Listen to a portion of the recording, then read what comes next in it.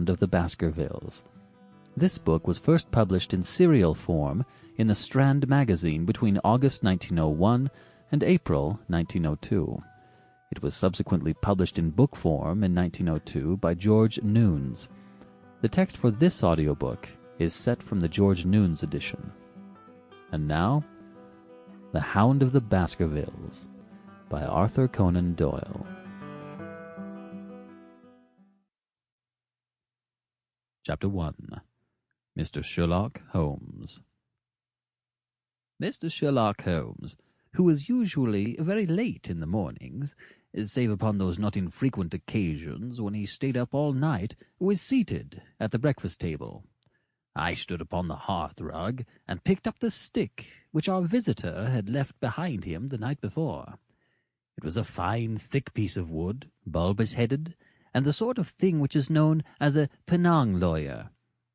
Just under the head was a broad silver band, nearly an inch across, "To James Mortimer, M.R.C.S., from his friends of the C.C.H." was engraved upon it, with the date 1884.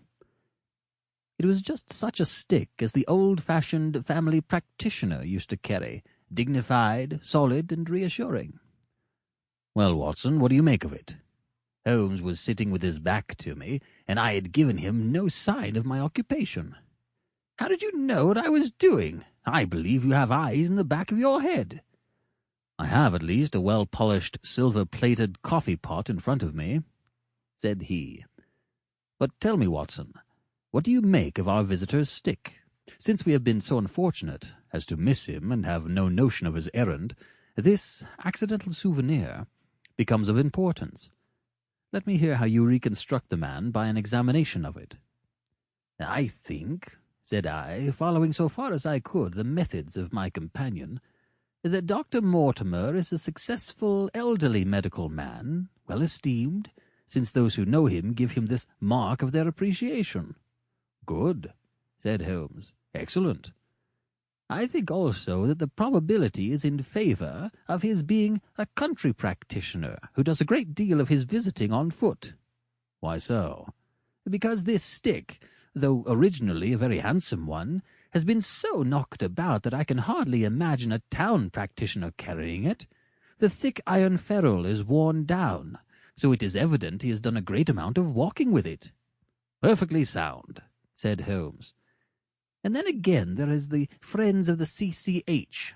I should guess that to be of the something hunt, the local hunt, to whose members he has possibly given some surgical assistance, and which has made him a small presentation in return."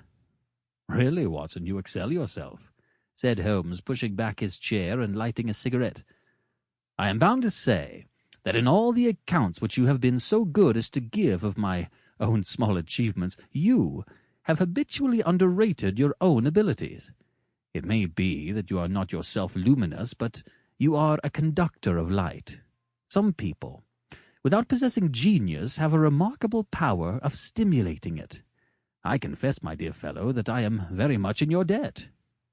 He had never said as much before, and I must admit that his words gave me a keen pleasure, for I had often been piqued by his indifference to my admiration, and to the attempts which I had made to give publicity to his methods. I was proud, too, to think that I had so far mastered his system as to apply it in a way which earned his approval.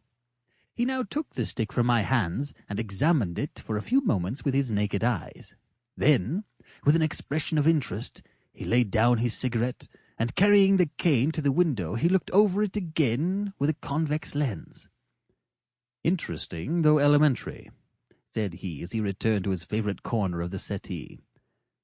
"There are certainly one or two indications upon the stick. It gives us the basis for several deductions. Has anything escaped me?" I asked with some self-importance. "I trust there is nothing of consequence which I have overlooked." "I am afraid, my dear Watson, that most of your conclusions were erroneous. When I said that you stimulated me, I meant, to be frank, that in noting your fallacies I was occasionally guided towards the truth. Not that your—" Sample complete. Ready to continue?